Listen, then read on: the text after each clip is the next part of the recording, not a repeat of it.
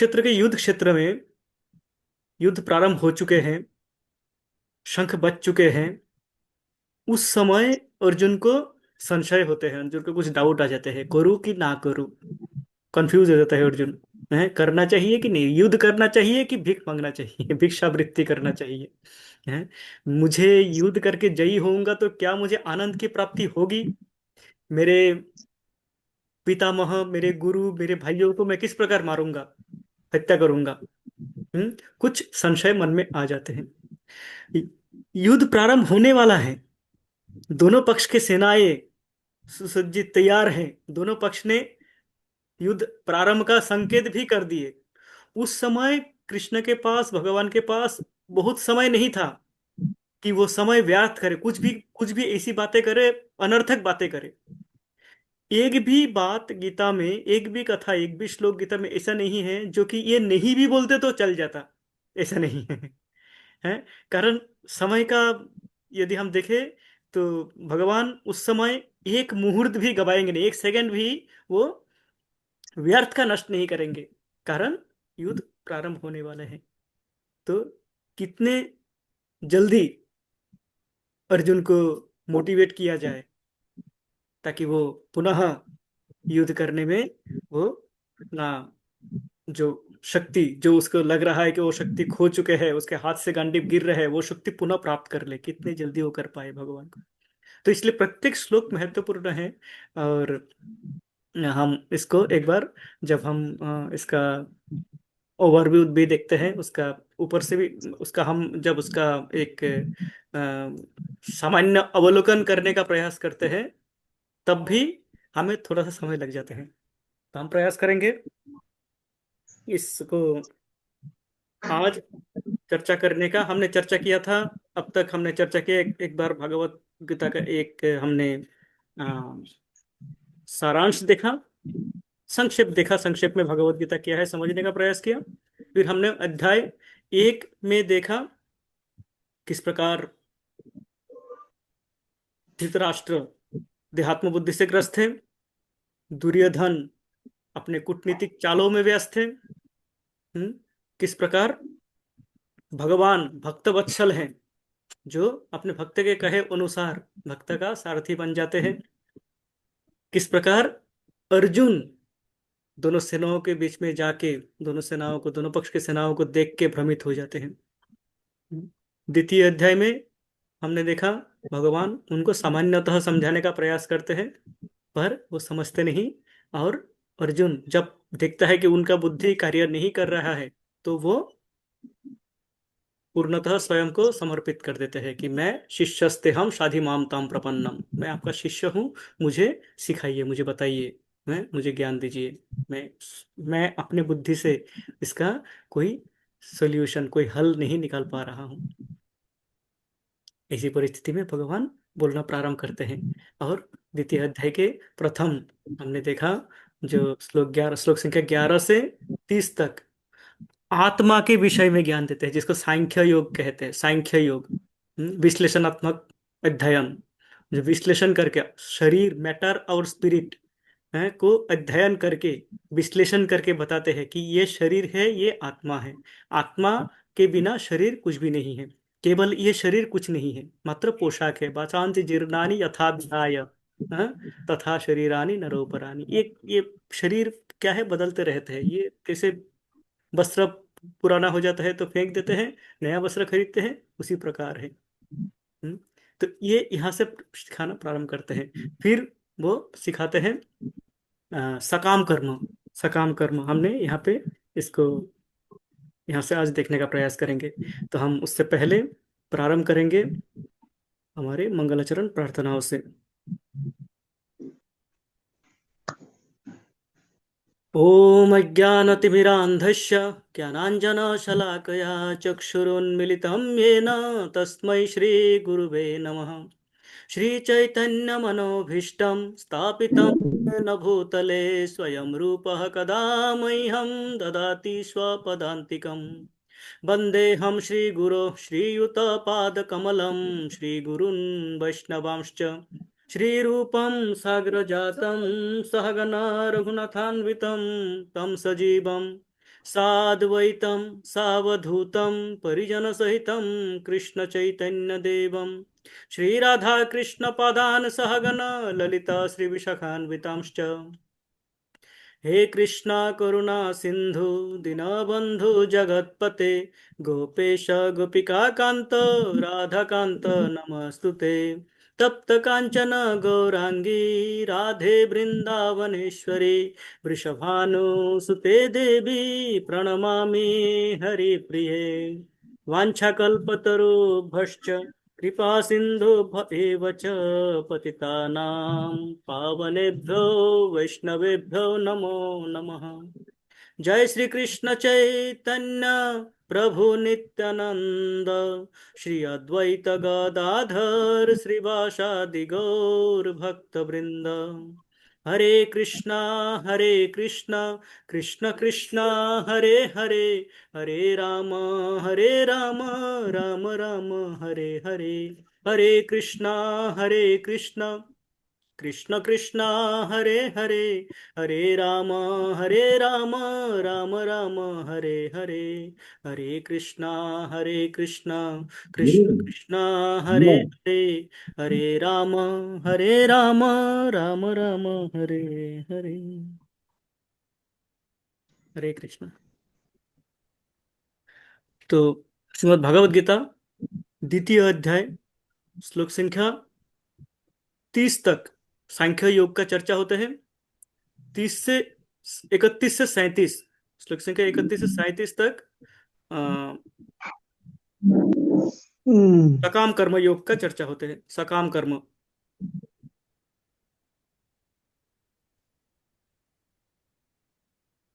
सकाम कर्म क्या है हम समझते हैं। सकाम अर्थात काम के साथ, काम अर्थात कामना, जो इच्छाएं हैं मन में, वो है काम। कुछ भी इच्छाएं हो, वो छोटी भी हो सकते हैं बड़ी भी हो सकते हैं, कोई भी ऐसी इच्छाएं हो जो आ, स्वयं की इंद्रिय तृप्ति के लिए है, अपने खुशी के लिए जो भी इच्छाएं हैं वो काम है। मुझे अच्छा लगता है, मुझे टॉफी खाने का मन कर रहा है तो वो काम है।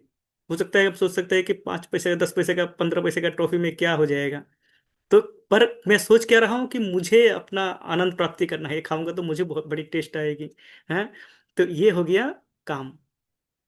और यदि हम भगवान के इंद्रिय के लिए सोचे कि कृष्णेन्द्रिय प्रीतिवांछा, धरे प्रेम नाम। आत्मेंद्रिय प्रीतिवांछा तारे बोली काम, कृष्णेन्द्रिय प्रीतिवांछा धरे प्रेम नाम। तो सकाम कर्म योग कौन सा है? कर्म करना, सकाम कर्म फल का, कि कर्म का जो उद्देश्य है वो मैं हूं, कर्म का फल मुझे मिलेगा, इस भावना से जब हम कार्य करते हैं वो है सकाम कर्म। तो भगवान अर्जुन को इस एकदम प्रारंभिक अवस्था से, योग अवस्था से समझाना प्रारंभ करते हैं, एकदम बेसिक से करते हैं, एकदम नींव, ताकि नींव पक्का हो जाए, उसका प्रयास करते हैं। तो बताते हैं कि श्लोक संख्या 33,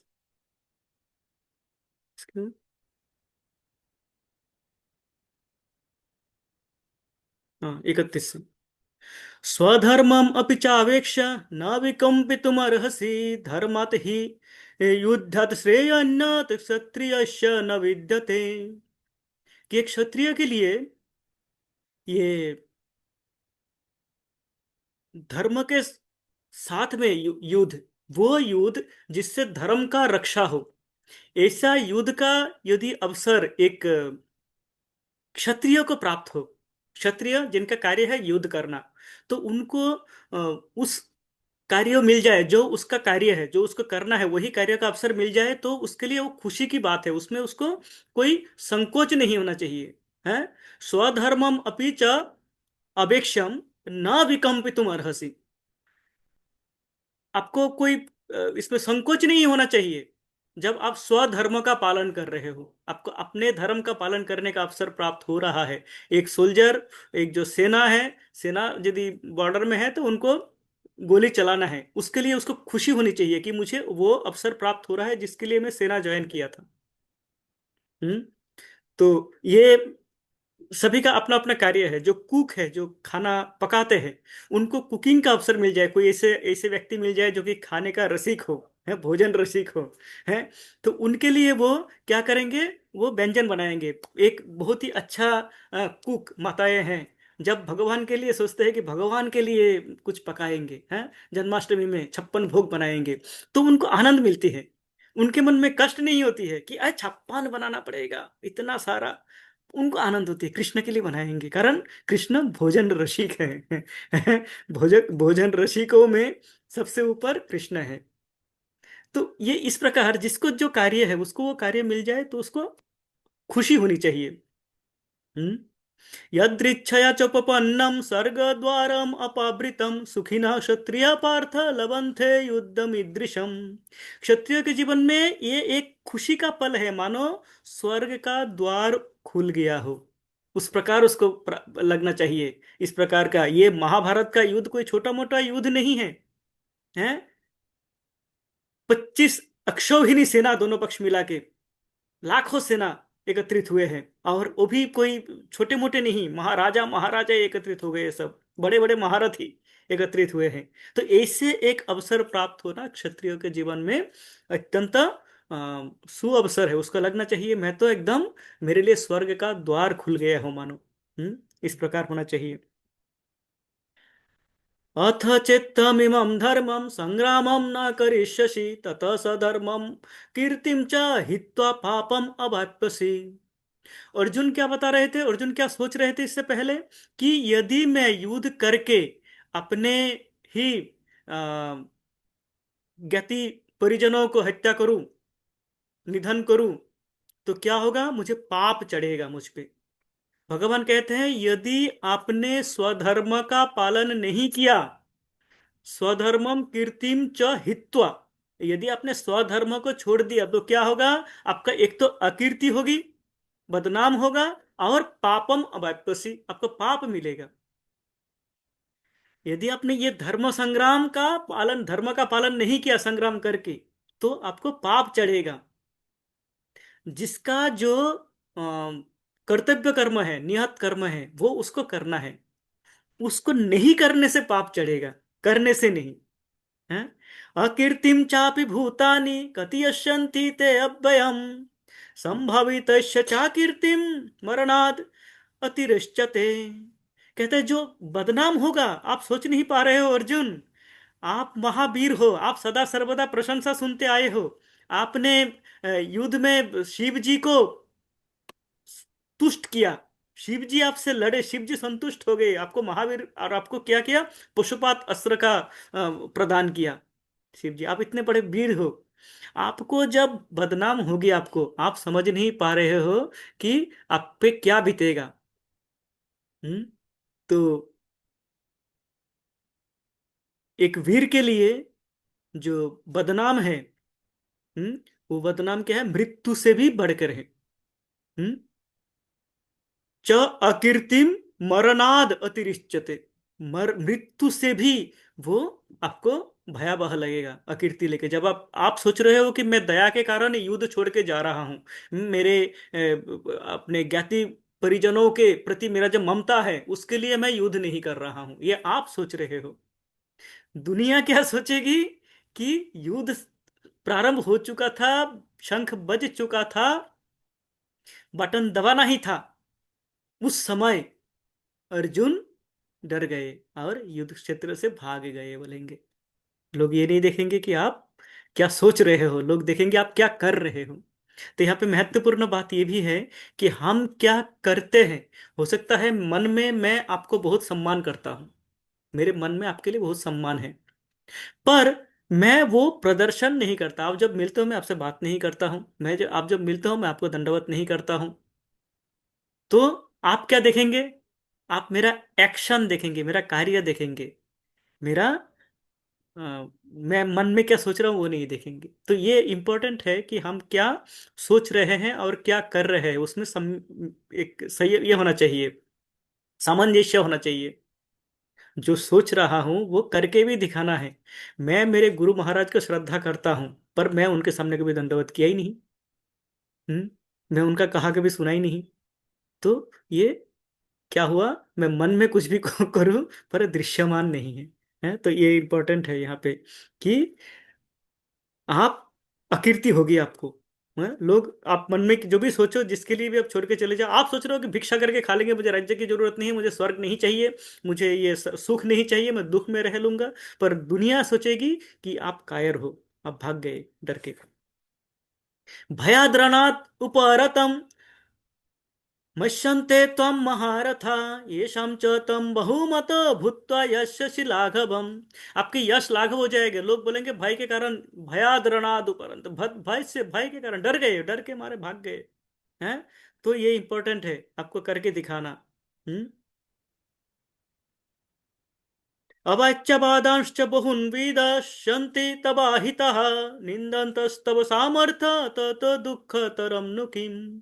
जब आपके शक्ति को, आपके पास शक्ति है, पर लोग, आप शक्ति के लिए नहीं भागे हो, आप डर के नहीं भाग रहे हो। आप भाग रहे हो कि मैं अपने आत्मियों पे कैसे गोली चलाऊं, मैं क्यों अपने राज्य के लिए इनको मारूं, ये सोच के। पर लोग ये नहीं जानेंगे, लोग क्या बोलेंगे, आपके सामर्थ्य, आप असमर्थ थे।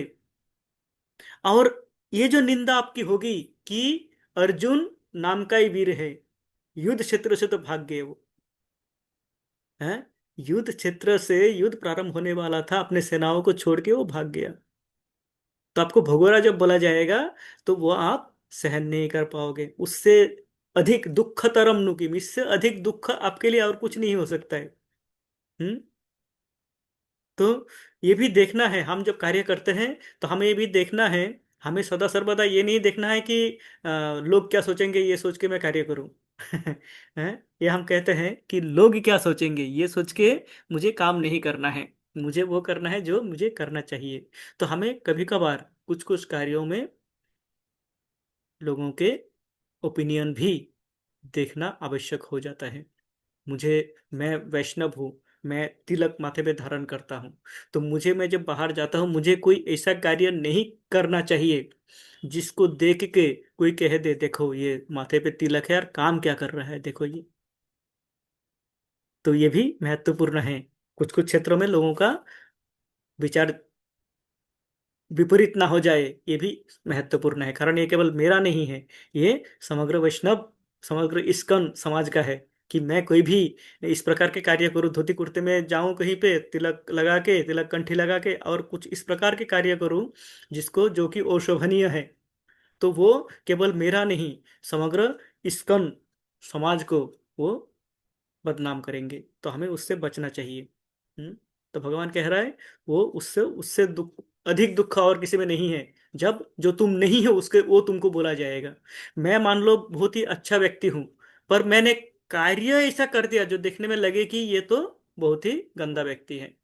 तो मुझे वो नहीं करना चाहिए, कारण लोग वो देखेंगे जो मैंने किया है। हतो वा प्राप्स्यसि स्वर्गं जित्वा वा भोक्ष्यसे महिम् तस्मादुत्तिष्ठ कौन्तेय युद्धाय कृतनिश्चयः।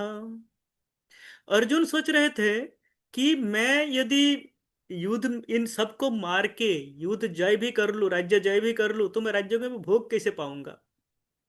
भगवान कह रहे हैं कि केवल यदि आपने युद्ध जय किया तभी नहीं, यदि आपने युद्ध हार भी गए, युद्ध में आपका मृत्युवरण करना पड़ा, तो भी हतोवा प्राप्स्यसि स्वर्गम, अपने स्वधर्म का पालन करते हुए आपको क्या मिलेगा, स्वर्ग प्राप्ति होगी। यदि अपने स्वधर्म का पालन करते हुए आपकी मृत्यु हुई, तो आपको क्या मिलेगा, स्वर्ग प्राप्ति होगी। है, जित्वा वा भोक्ष्यसे महिम, यदि आपने, आप जीत गए युद्ध, युद्ध में आप जयी बन गए, तो ये महिम, ये पृथ्वी आपके हैं, ये राज्य आपके हैं, आप राजा बनेंगे। तो भगवान बता रहे हैं कि दोनों परिस्थिति में ही आपकी जय ही है, आपकी लाभ ही है, नुकसान कुछ नहीं है। यदि आप युद्ध ना करो तो आपका नुकसान है, कारण पाप लगेगा आपको। यदि आप युद्ध करो तो हारो या जीतो। भगवान यहाँ पे थोड़ा सा आभास दे रहे हैं कि हार या जीत पे, उसका फल पे आपका कोई अधिकार नहीं है, आपको पता नहीं है हारोगे कि जीतोगे। आपको करना है, रिजल्ट जो भी आए आपको आनंद ही आनंद होगा, कारण आपने स्वधर्म पालन किया है। हम्म, अपने आश्रम के अनुसार, वर्ण के अनुसार अपने स्वधर्म का पालन किया है, तो आपको लाभ ही लाभ होगा। हम्म, इसके पश्चात तो यहाँ पे प्रश्न आ सकते हैं कि क्या स्वर्ग का लाभ करना ही भगवत गीता का उद्देश्य है? भगवत गीता का संदेश क्या है कि किस प्रकार से स्वर्ग लाभ होगा? हम तो वैष्णव समाज में सुने हैं कि वैकुंठ की लाभ, हमें तो वैकुंठ चाहिए, स्वर्ग नहीं।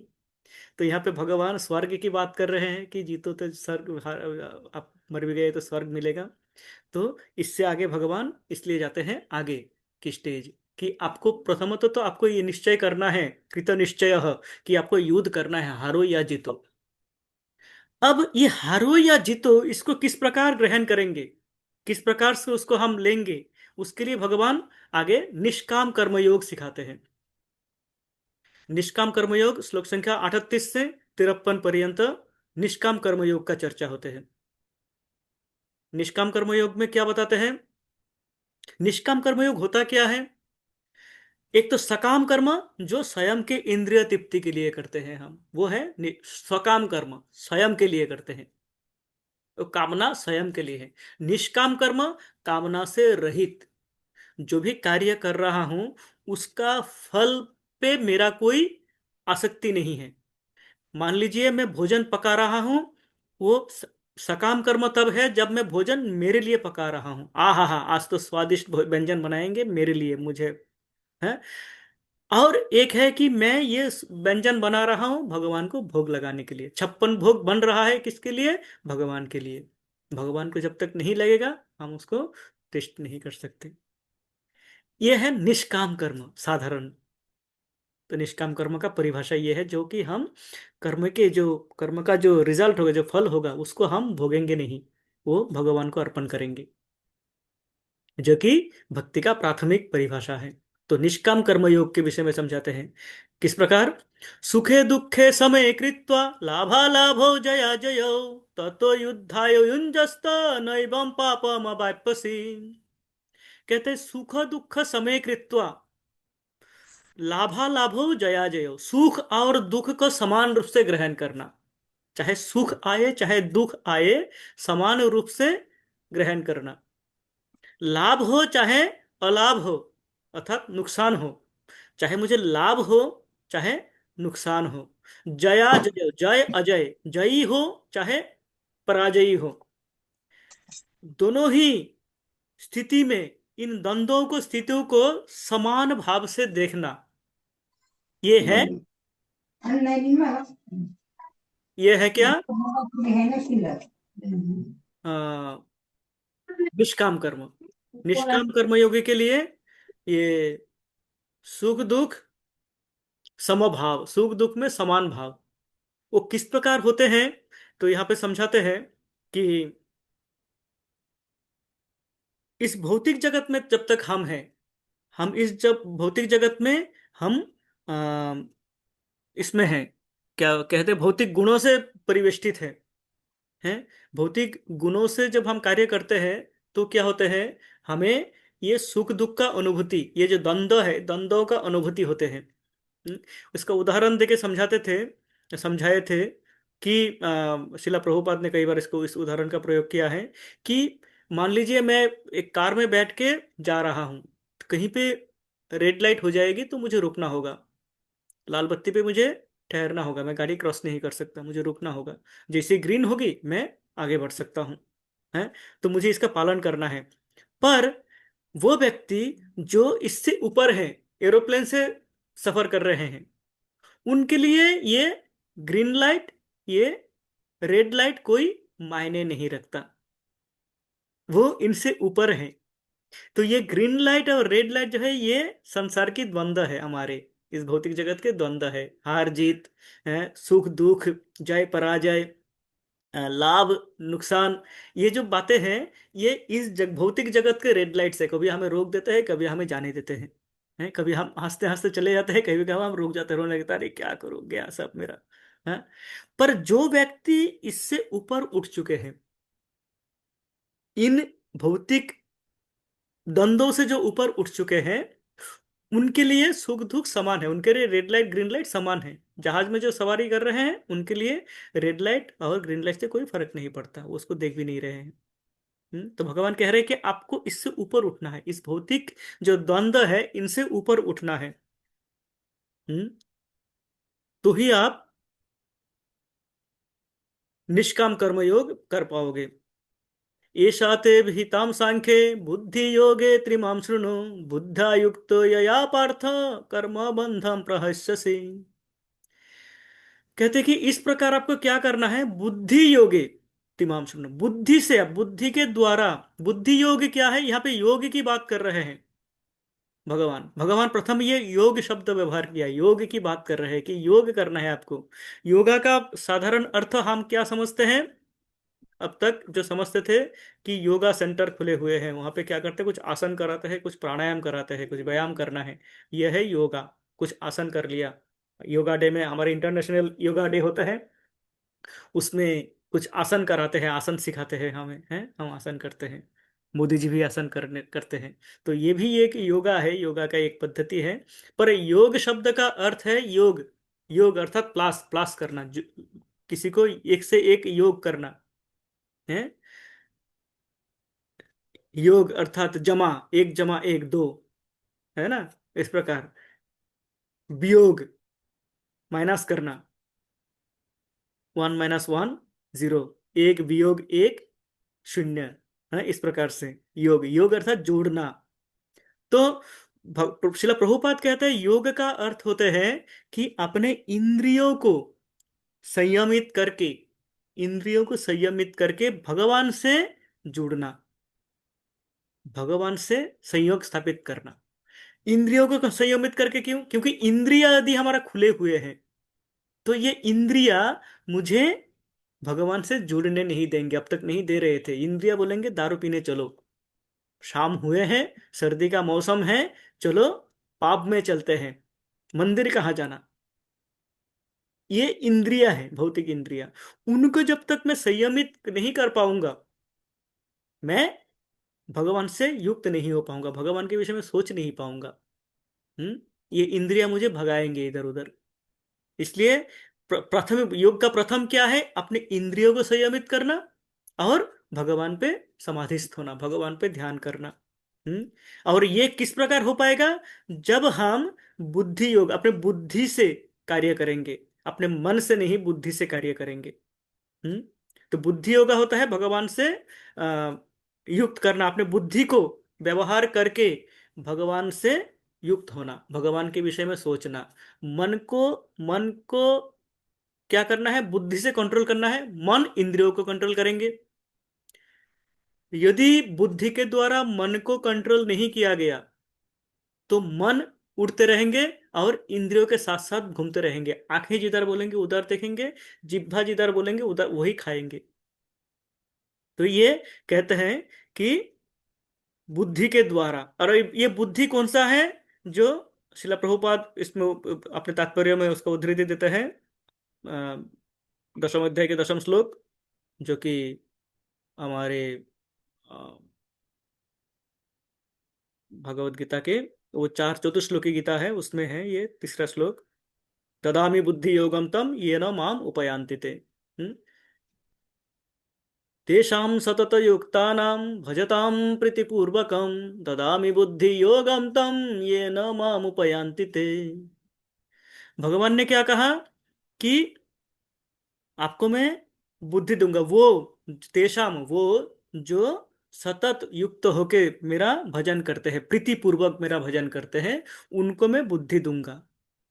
क्या बुद्धि दूंगा, जिससे वो मेरे पास आ सकते हैं, ये है बुद्धि योग। बुद्धि के द्वारा मैं बुद्धि दूंगा जिससे वो मेरे पास आ सकते हैं, पर करना क्या है, प्रीतिपूर्वक मेरा भजन करना है। तो ये भक्ति योग है जो भगवान बता रहे हैं, निष्काम कर्म। निष्काम कर्म क्या है, कि भगवान की सेवा में नियुक्त होना, भगवान की सेवा में नियुक्त हो जाना, अपने इंद्रियों को कंट्रोल करके भगवान की सेवा में नियुक्त हो जाना, यह है बुद्धि योग, निष्काम कर्म योग का प्रथम सोपान। उससे क्या होगा, नेहाभिक्रमनाशोऽस्ति प्रत्यवायो न विद्यते स्वल्पमप्यस्य धर्मस्य त्रायते महतो भयात्। बहुत महत्वपूर्ण श्लोक है। जीवन के प्रति क्षण में यदि हम इसको स्मरण रखें, हमारे जीवन के आधा दुख समाप्त हो जाएगी। है क्या करना है, भगवान क्या कह रहे हैं, नेहाभिक्रमनाशोस्ति, न इह अभिक्रमनाशोस्ति। ये जो प्रयास है, ये जो आप इससे पहले जो बताया है कि बुद्धि योग के द्वारा क्या करना है, मेरा सेवा करना है योग बुद्धि योग में आना है।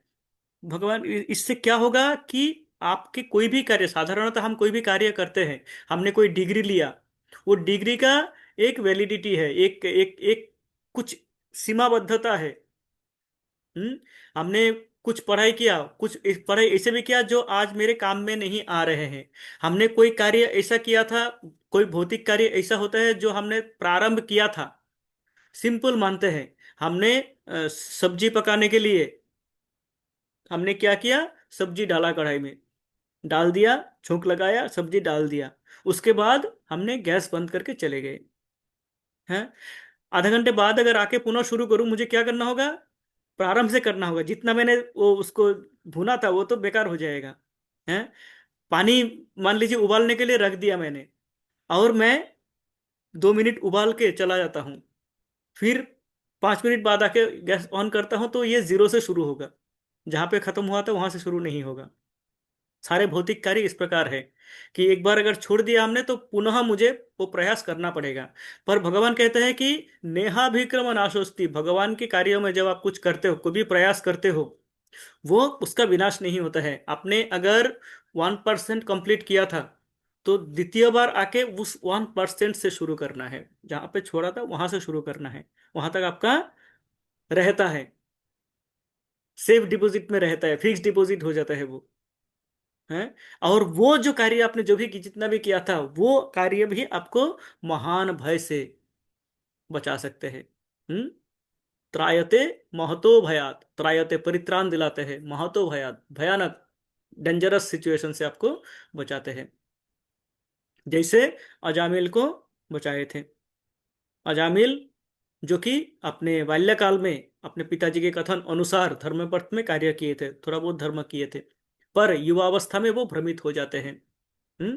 और वो सारे अधर्म के कार्य में लिप्त हो जाता है। मनुष्यों को मारना, शराब पीना, है, व्यभिचार करना, सब करते हैं वो। पर वृद्धावस्था में जो सुकृति थी, उसके लिए क्या हुआ, वृद्धावस्था में वो अपने पुत्र का नाम रखते हैं नारायण, और सदा सर्वदा नारायण को बुलाते रहते हैं। जब यम मृत्यु का समय आता है, यमदूत आते हैं, 3 यमदूत, इनको देख के वो भयभीत हो जाते हैं और नारायण को बुलाते हैं, अपने बेटे को, नारायण नारायण नारायण। ये जो नारायण, 4 शब्दों का उच्चारण करते हैं, 4 अक्षर का उच्चारण करते हैं, भगवान जागृत हो जाते हैं। भगवान कहते हैं मेरा भक्त विपद में है, जाओ। वो 4 विष्णुदूत को भेज देते हैं। 4 विष्णुदूत आते हैं, इनको इन यमदूतों से, यम पाश से मुक्त करा के छोड़ देते हैं। और वो अजामिल जो पापी हो चुका था, उसको मृत्यु के समय उसको स्मरण आता है कि मैं ये क्या अनर्थ कर दिया। वो अपने स्वयं को संभालते हैं, वो तपस्या करते हैं, तपस्या करके हैं, वो मुक्ति का प्राप्त करते हैं। क्यों कर पाए वो, कारण वो भक्ति की थी, बाल्यावस्था में उसने भक्ति की थी, वो भक्ति उसको बचा देता है नरक जाने से। व्यवसायात्मिका बुद्धिर एकेह कुरु नंदन, बहुशाखा है नंतश्च बुद्धय व्यवसायिनाम। कहते हैं कि ये जो भक्ति का कार्य है, इसमें क्या होना है आपको, एक व्यवसायी, व्यवसायी जिस प्रकार, एक बिजनेसमैन जिस प्रकार अपने बिजनेस चलाने का उसका मुख्य उद्देश्य क्या है, उसको प्रॉफिट कमाना है मुनाफा कमाना है। तो प्रॉफिट के लिए वो कितना भी डिस्काउंट दे दे, हैं, कितना भी सस्ते में दे दे, पर वो उसका प्रॉफिट के बिना यदि वो बेचने लग जाए तो व्यवसायी नहीं है, तो दुकान बंद करना पड़ेगा उसको कुछ दिनों में। हैं, तो व्यवसायी का क्या है, जितना भी कंपटीशन हो, कितना भी हम डिस्काउंट दे, कितना भी कुछ करे, पर मुनाफा मेरा रहना चाहिए ताकि मैं बिजनेस का चला पाऊँ, मेरा घर संसार चले। व्यवसायी का कोई भी बिजनेसमैन, चाहे छोटा हो, रेडी वाला हो, चाहे वो बड़े मॉल का मालिक हो, सबको प्रॉफिट चाहिए। एक गोल है उसका, एक उद्देश्य है कि मुझे प्रॉफिट चाहिए। इसी प्रकार ये जो भक्ति है, भक्ति में भी क्या, एक ही उद्देश्य होना चाहिए, गोल एक ही होना चाहिए। है एके ह, आत्मिका बुद्धि एके ह, एक ही बुद्धि होना चाहिए।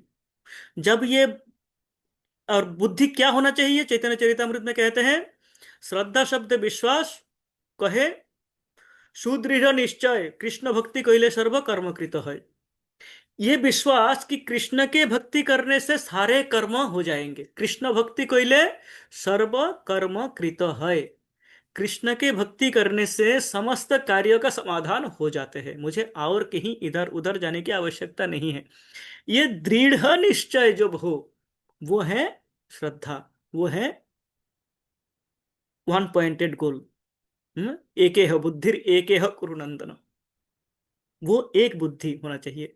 यदि हमारा बुद्धि बहुशाखा है, इधर भी जाते हैं उधर भी जाते हैं, शनिदेव को भी ठंडा करना है, शुक्र ग्रह का भी सोचना है, इधर माँ दुर्गा को भी देखना है, इधर कृष्ण तो है ठीक है, चलो बाकी ये भी तो है, इनको भी तो देखना है। तो ये जो है, ये क्या है, अव्यवसायी, उनका जो फोकस डाइवर्टेड है, इधर उधर है, वो फोकस नहीं है।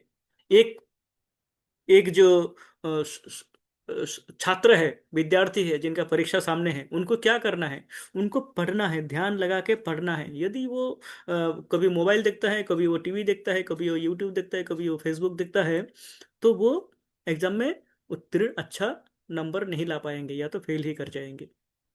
तो बुद्धिर एके है कुरुनंदन, भगवान कह रहे हैं कि आपको वन पॉइंटेड होना चाहिए, इधर उधर ज्यादा सोचो मत, ये हो जाएगा वो हो जाएगा, ये भी कर लूंगा, ये भी पाप लग जाएगा, वो भी नहीं।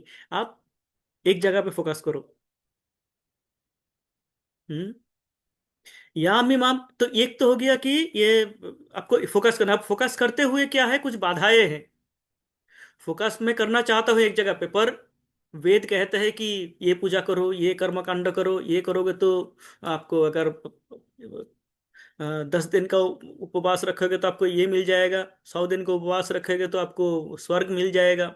इस प्रकार की जो बातें हैं, वो हमें क्या कर सकता है, डिस्ट्रैक्ट कर सकता है, हिला सकता है, अर्जुन को आगाह कर रहा है कि यामिमाम पुष्पिताम वाचा, हाँ, प्रवदन्ते या विपश्चितः वेदवातरतः पार्थ नान्यदस्ति वादिनः। कि वेद क्या करते हैं, यामिमाम पुष्पितम वाचम, वेद क्या करते हैं, कुछ इस प्रकार बातें करेंगे जिनको सुन के लगेगा कि आपको ये तो मुझे करना चाहिए, इससे मुझे लाभ होगा। पर वेद क्या है, वेद सर्वश्रेष्ठ धर्म ग्रंथ है। पर वेद करता क्या है, जो वर्तमान अधर्म में है, जो धर्म के राह पे नहीं है, उनको भी, उनके लिए भी इंस्ट्रक्शंस देते हैं कि आप कम से कम कर्म कांड तो करो। कर्म कांड क्या है, कि इनका पूजा करो, इनके शिव जी पे जल चढ़ाओ, माता दुर्गा पे फूल बेलपत्ता चढ़ाओ। तो इस प्रकार की जो बातें करते हैं, वो इसलिए करते हैं ताकि जो अनरेगुलेटेड है, वो थोड़ा बहुत रेगुलेटेड हो जाए, नियम संयमित हो जाए, उनके लिए करते हैं ये। उद्देश्य क्या है वेद का, हम्म, वेद का उद्देश्य वो नहीं है, पर वो बताते हैं। तो वो कहते हैं कि इन बातों से, वेदों की जो प्रारंभिक बातें हैं, वेदों के प्रारंभिक बातों से आप भ्रमित मत हो जाना कि मुझे ये भी करना है, ये नहीं करूंगा तो पाप लगेगा, ये दिशाए वो दिशाए वो दशाए, इस प्रकार के ये ग्रह ये नक्षत्र नहीं, इन पे मत घुम जाओ। ये प्रारंभिक लोगों के लिए है, जो जिनका संयम नहीं है, उनके लिए वेद प्रारंभ करते हैं, पर वेदों का उद्देश्य वो नहीं है। हम्म। और द्वितीय डिस्ट्रैक्शन, एक डिस्ट्रैक्शन की वेदों की बात मान के यदि आप इधर उधर करने लगे, द्वितीय डिस्ट्रैक्शन क्या होता है, भोग ऐश्वर्य प्रसुप्तानाम तया परित चेतसाम व्यवसायत्मिका बुद्धिर समाधौ न विधीयते। आप यदि भोग वृत्ति में लग गए, भोग और ऐश्वर्य, मुझे भोगना है और धन कमाना है और भोगना है, ये वृत्ति में यदि आप लग गए, तब भी आप इस बुद्धि योग में नहीं आ पाओगे, आप भक्ति योग में नहीं आ पाओगे, निष्काम कर्म योग नहीं कर पाओगे। निष्काम कर्म योग का यही है कि आपको इन सब जो एल्यूरमेंट है, जो प्रलोभन है, सारे प्रलोभन से बचना है। जो प्रलोभित करते हैं, लॉटरी खरीद लो, लाख रुपया मिल जाएगा, करोड़ों मिल जाए, करोड़पति बन जाओगे। इन प्रलोभनों से बचना है। ये है निष्काम कर्म योग।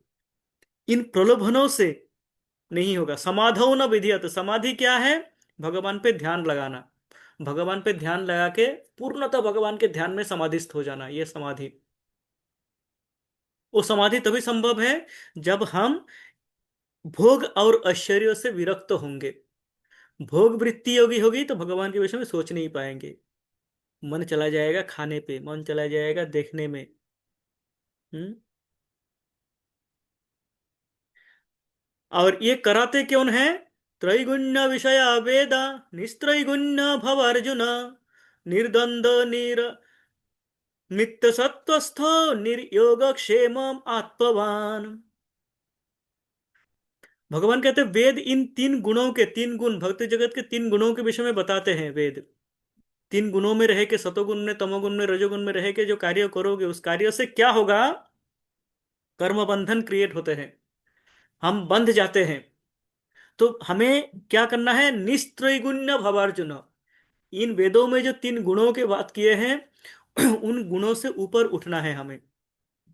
और निर्द्वंद्व, हमें ये जो डुअलिटी है, जो द्वंद्व है, इन द्वंद्वों से उभर के आना है, बाहर आना है। जय पराजय है, लाभ हानि, इनसे हमें ऊपर उठना है।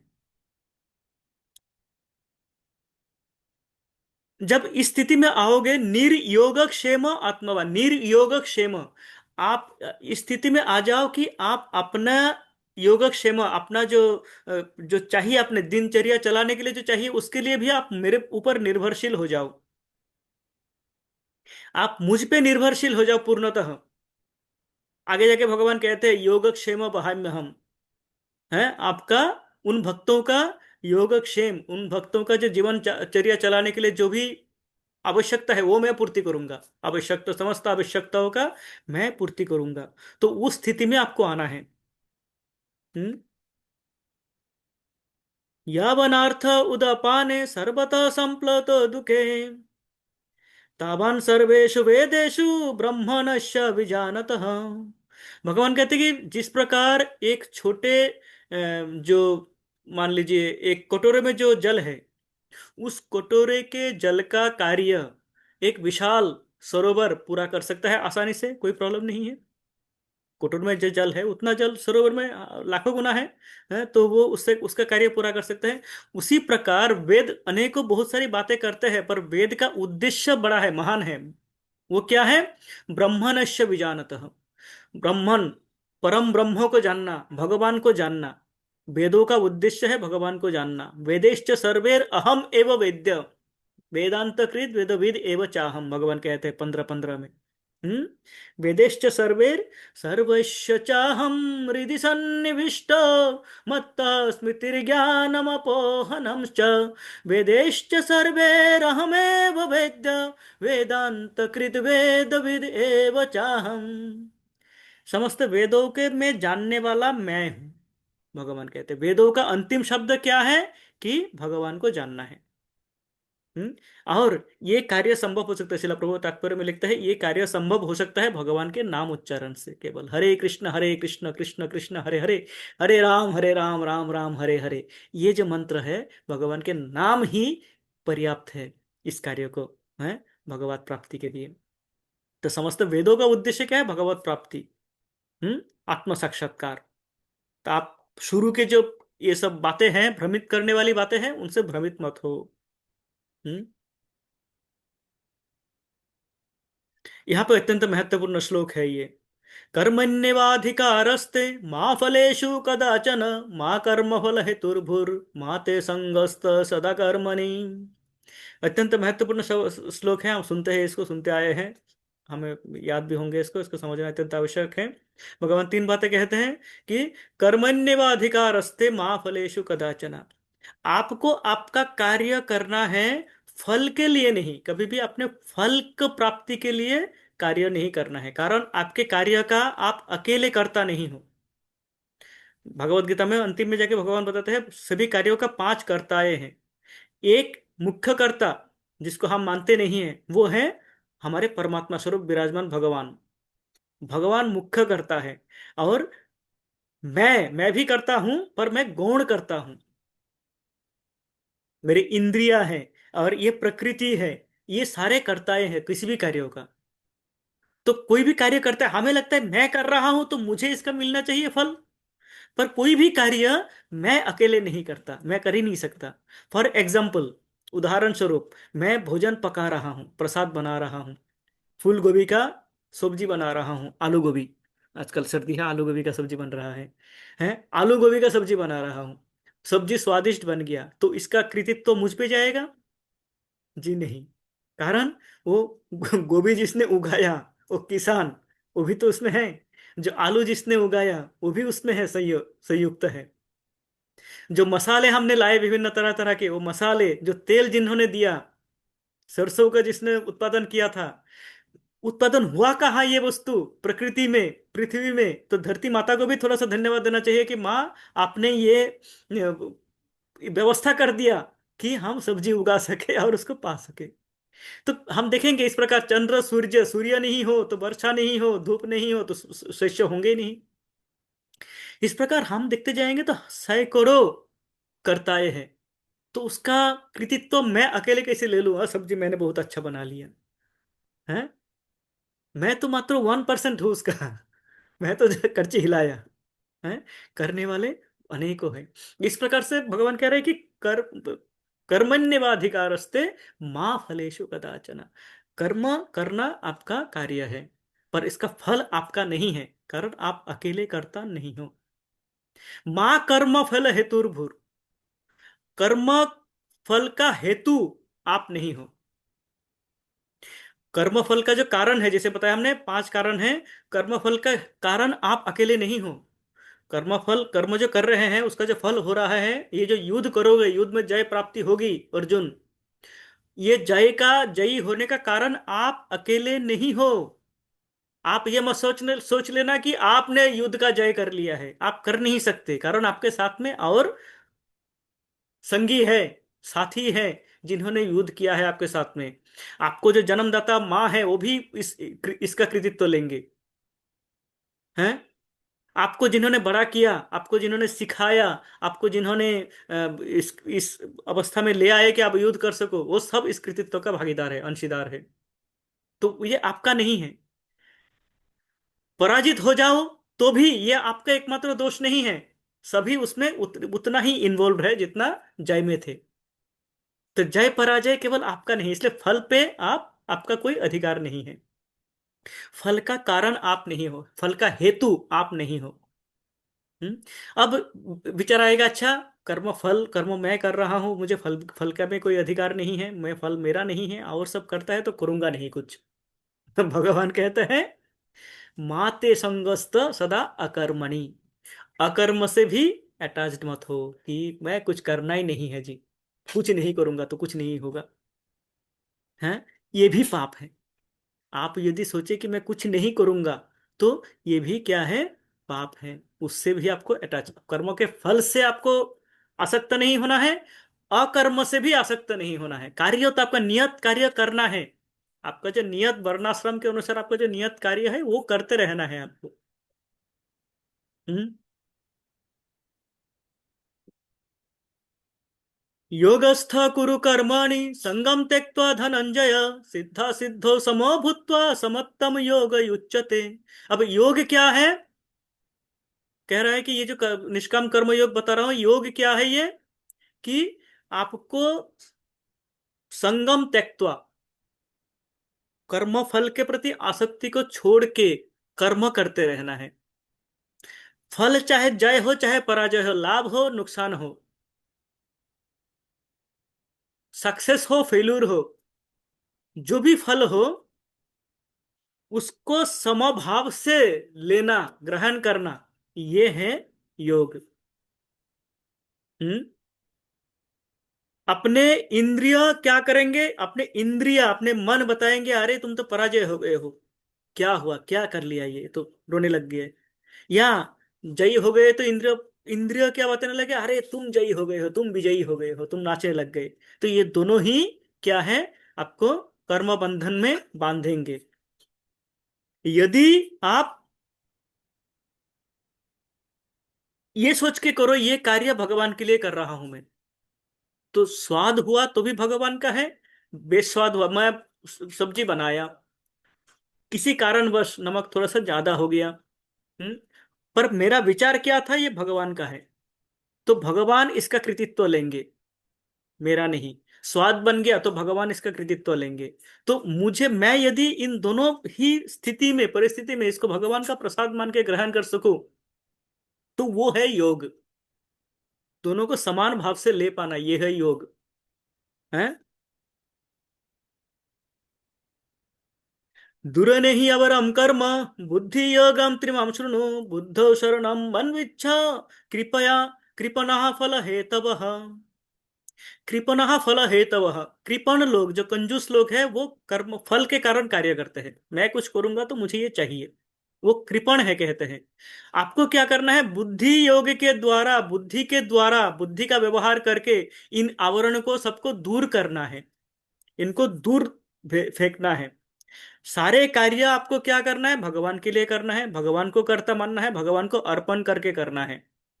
सभी कार्य भगवान को अर्पण करके करना है। युद्ध में, युद्ध आपको करना है, जयी होंगे कि पराजयी होंगे भगवान का है, आपका नहीं। आपको, आपका कार्य है, आपका नियत कर्म, आप क्षत्रिय हो, युद्ध आपको करना है अर्जुन, आपका और कोई रास्ता नहीं है, आपको ये करना है। अब इसमें यदि आपको जयी हो जाए, किसी को मारना पड़े, तो आपको दुखी होने का कारण नहीं है, जयी हो गया, राज्य मिल गया, तो भी आपको सुखी, बहुत ज्यादा उत्फुल्लित होने का कारण नहीं है।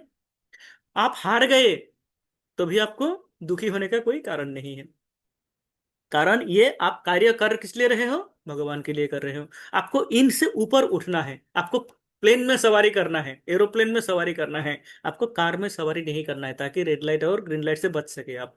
तो भगवान इनको ऊपर उठाने का, हमें ऊपर उठाने का प्रयास कर रहे हैं इन द्वंद्वों से। हम्म। बुद्धि युक्तो जहातिह उभे सुकृत दुष्कृते तस्मादुत्थाय युञ्जस्थ योग कर्म सुकौशलम। भक्ति में जब हम कार्य कार्य करते हैं, भक्ति युक्त, जहां तक भक्ति के साथ में, जब हम बुद्धि के साथ में, जब हम भक्ति मूलक कार्य करते हैं, तो क्या होते हैं, वो हमें कर्म बंधन से बांधते नहीं हैं। हम्म। जैसे ब्रह्म संहिता में हमने पढ़ा है, यस्तीन्द्र गोपमथवेन्द्र महोश कर्म बंधानुरूप फल भाजन मातनोति कर्माणि निर्दहति किंतु च भक्ति भाजाम गोविंदमादि पुरुषम तमहम भजामि। कर्माणि निर्दहति किंतु च भक्ति भाजाम। इंद्र से लेके इंद्र गोप, एक कीड़ा पर्यंत सभी अपने कर्म बंधन से बंधे हुए हैं, पर जो भक्ति करते हैं वो इन कर्म बंधनों से मुक्त हो जाते हैं। कारण भक्ति क्या करता है, कर्म बंधनों को जला देते हैं। तो अपना बुद्धि का व्यवहार करके आप क्या करो, भगवान के लिए कार्य करो। समय हो चुका है, पर थोड़ा सा और समय लूंगा ये। आ, और एक दो श्लोक बताता हूँ, एक्चुअली मैं सोचा था, कहाँ तक पहुंचे हम, 51, और दो श्लोक बस। कर्मजं बुद्धियुक्ता हि फलं त्यक्त्वा मनीषिणः जन्मबन्ध विनिर्मुक्ता पदं गच्छन्ति अनामयम्। जब हम भक्ति करते हैं, कर्मजं बुद्धि युक्ता ही फलम त्यक्त्वा मनीषिणः, इस प्रकार अनेकों उदाहरण हैं, इस प्रकार अनेकों उदाहरण हैं जहां पे भक्तगण क्या किया है, फल को परित्याग करके केवल भक्ति किए हैं, केवल अपना कार्य किया है, अपना नियत कर्मों को पालन किया है, और वो भगवत प्राप्ति किए हैं, भगवान को प्राप्त किए हैं। जैसे प्रहलाद महाराज, कितने भी कष्ट हो, वो भगवान पे निमग्न थे, निमज्जित थे, अपने स्वयं समर्पित थे। ध्रुव महाराज जो गए थे सकाम कर्मों को लेके, पर निष्काम कर्म में, भक्ति योग में परिवर्तित हो जाते हैं भगवान को देखते ही। अम्बरीश महाराज पूरे जीवन अपने समस्त इंद्रियों को अर्पण कर दिए भगवान के लिए और भगवत प्राप्ति की है, भगवान ने उनका रक्षा की है। उनके लिए भगवान बताया है कि अहम भक्तों पराधीन हूं, मैं भक्तों के पराधीन हूं, अधीन हूं। परीक्षित महाराज जीवन के अंतिम समय क्या किया, भगवान को समर्पित कर दिया और भगवत धाम को प्राप्त कर लिया। अजामिल जो कि बीच में अभक्त हो गए थे, वो भी अंतिम समय भक्ति किए, अंतिम के 11 वर्ष साधना किए और भगवत प्राप्त किए। धृतराष्ट्र जो कूटनीति का कारण है, वो भी क्या किया, अंतिम वयस में जब विदुर आते हैं, विदुर उनको समझाते हैं, उनको दुत्कारते हैं। बोलते हैं, तुम कुत्ते के जैसे बैठे हो, भीम के दिए हुए अन्न से अपना पेट भरते हो, हैं? तुम्हें शर्म आना चाहिए, तुम बाहर जाओ, घर से बाहर जाके भगवान का शरण में जाओ। ये तुम्हारा गृहस्थ आश्रम का समय नहीं, ये तुम्हारा संन्यास आश्रम का समय है, तुम कम से कम वानप्रस्थ हो जाओ। भयंकर दुत्कारते हैं, हम देखते हैं श्रीमद् भागवतम में। तो धृतराष्ट्र भी वन में चले जाते हैं और अंतिम समय भगवान का आराधना करके पूर्णता प्राप्त करते हैं। तो जो भी क्या करते हैं, बुद्धि का प्रयोग करके भगवान को समर्पित हो जाते हैं, वो क्या हो जाते हैं, समस्त कर्म बंधनों से मुक्त हो जाते हैं। अजामिल का समस्त कर्म बंधन टूट जाते हैं, अजामिल को भगवत प्राप्ति हो जाती है। यदा ते मोह कलिलम बुद्धि व्यतीतरिष्यति तदा गंतासि निर्द्वंद्वम श्रोतव्यश्च श्रुतश्च च। तो भगवत भक्ति में क्या होना है, इस प्रकार स्थित होना है, भगवान के चरण शरण में इस प्रकार स्थित होना है कि चाहे बाकी कोई कुछ भी कहे, अनेकों शास्त्र अनेक कुछ कहेंगे, पर वो आपको हिला ना सके, आपका जो विश्वास वो दृढ़ हो उतना। हाँ, जैसे शिला प्रभुपाद तात्पर्य में माधवेंद्र पुरी का उदाहरण देते हैं कि माधवेंद्र पुरी एक श्लोक लिखते हैं जहां पे वो कहते हैं कि हे मेरे सायंकाल के कर्म, हे मेरे प्रातःकाल के कर्म, प्रातःकाल के आह्निक कर्म, मंगलाचरण का जो कार्य है और सायंकाल में विभिन्न त्रिसंध्या में जो ये करना होता है, अपना जाप करना होता है, हाँ, गायत्री का जाप करना होता है। कहता है कि हे गायत्री मुझे क्षमा कर दो, हे मेरे सुबह के कार्य, मेरे प्रातःकाल के जो कार्यक्रम है, मुझे क्षमा कर दो, मैं आपको सेवा नहीं कर पा रहा हूँ। हे गायत्री देवी, आपका मैं सेवा नहीं कर पा रहा हूँ, गायत्री मैं जाप नहीं कर पा रहा हूँ, कारण कारण मैं कृष्ण के सेवा में नियुक्त हूँ, मैं भगवान के सेवा में नियुक्त हूँ, मैं भगवान के सेवा में मुझे उससे मुझे कोई समय नहीं मिल रहा है, इसलिए मैं ये सब कार्यों को छोड़ दिया हूँ। तो जो साधारण दृष्टि से देखा जाए तो एक ब्राह्मण को 3 समय क्या करना चाहिए, गायत्री का जाप करना चाहिए। हमें भी ब्राह्मण दीक्षा मिलेगी, तो ब्राह्मण दीक्षा जो भी आप सब में है, हम जानते हो गायत्री का जाप करना होता है। पर आप यदि ऐसी स्थिति में हो कि आप सदा सर्वदा भगवान में निमज्जित हो, आपके हम ऐसे बनावटी नहीं कर सकते हैं, नहीं करना चाहिए। माधवेंद्र पुरी सदा सर्वदा भगवान में निमज्जित थे, भगवान के शरण में थे। तो उनके लिए ये जो गायत्री है, त्रिसंध्या का जो गायत्री है, वो उनके लिए, वो उससे अगर छूट भी जाए तो वेद के हिसाब से वो ठीक नहीं है, पर भक्ति के हिसाब से वो ठीक है, उसमें कोई दोष नहीं है, कारण वो क्या कर रहा है, वो और उच्च कार्य में नियुक्त है। ये जो ये जो रीति नीति है, ये रीति नीति, ये जो नियम नियम कानून है, ये बनते किस लिए है, इसका उद्देश्य नियम कानून को पालन करते रहना नहीं, इसका उद्देश्य है भगवत प्राप्ति। जब मुझे भगवत प्राप्ति हो जाए तो मैं इनसे ऊपर उठ जाता हूँ, इन नियमों से। हम्म तो वेद भी यही कहते हैं कि आपको प्रारंभिक अवस्था में ये सब करते जाना है, नियमों को पालन करना है, पर एक स्थिति आएगी, जब चैतन्य महाप्रभु जो दर्शा के गए भक्त के रूप में, किस प्रकार वो अचैतन्य हो जाते हैं कृष्ण कृष्ण करते करते कभी भी। वो स्थिति है, उस समय ये जो भौतिक जगत के जो कार्य है, वो कार्य आपके लिए कोई मायने नहीं रखता है।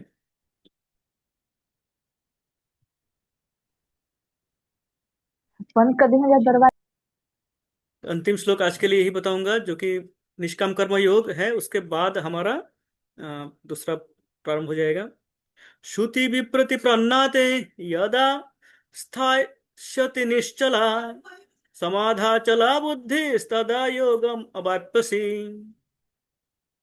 हम्म भागवत प्राप्ति का यहाँ पे बताते हैं कि भागवत प्राप्ति का जो सर्वोच्च कोटि है। वो क्या है? आत्म साक्षात्कार, स्वयं को समझ पाना, स्वयं को जान पाना। जब समय स्वयं को जान पाते हैं तो हम भगवान को जान पाते हैं। स्वयं को जान पाना, चैतन्य चरितमृत में कहते हैं, जीवेर स्वरूप है कृष्णेर नित्य दास। कृष्णेर तदस्थ शक्ति भेदा भेद प्रकाश। जीव का स्वरूप, अपना स्वरूप को जान पाना, ये अपने जीवन की पूर्णता है। मनुष्य जीवन का पूर्णता है कि मेरा स्वरूप क्या है। मेरा स्वरूप है कृष्ण का सेवा करना, कृष्ण का नित्य दास, सदा सर्वदा कृष्ण का सेवा करना। जब ये मैं समझ जाता हूं, ये है मेरा जीवन का पूर्णता। उसके बाद मुझे सुनने के लिए और कहने के लिए कुछ नहीं बचता है। कोई कुछ कहता है, कोई कुछ सुनाता है, मुझे उसकी कोई आवश्यकता नहीं रह जाती है। जब मैं ये जान लूं और इसमें दृढ़ निश्चित हो जाओ कि मैं भगवान का दास हूं, भगवान का सेवा करना ही मेरा कार्य है। हम्म, ये है निष्काम कर्म का परिसमाप्ति। निष्काम कर्म का क्या है कि भगवान के, सकाम कर्म क्या है? कार्य करना स्वयं के इंद्रिय तृप्ति के लिए, पर रेगुलेटेड वे में। निष्काम कर्म क्या है? समस्त कार्य फलों को भगवान पे अर्पण करना है, भगवान के लिए कार्य करना है, ये निष्काम कर्म है। उसके आगे हम, समय मैं थोड़ा सा अधिक ले लिया, इसके आगे की चर्चा हम अगले सत्र में करेंगे, जब भी हमें समय होगी। हाँ, कल कल भी हमारा समय होगा, कल भी हम चर्चा करेंगे इसी के ऊपर, और हम देखेंगे भगवान आगे क्या बताते हैं। तो ये था हमारा निष्काम कर्म योग, तृतीय अध्याय श्रीमद् भागवत गीता के। आप सभी को असंख्य धन्यवाद। आप साथ में रहे, जुड़े रहे, सुनते रहे, ध्यानपूर्वक। जो भी छूट गया हो या त्रुटि हो गए हो, उनके लिए अवश्य ही क्षमा करें।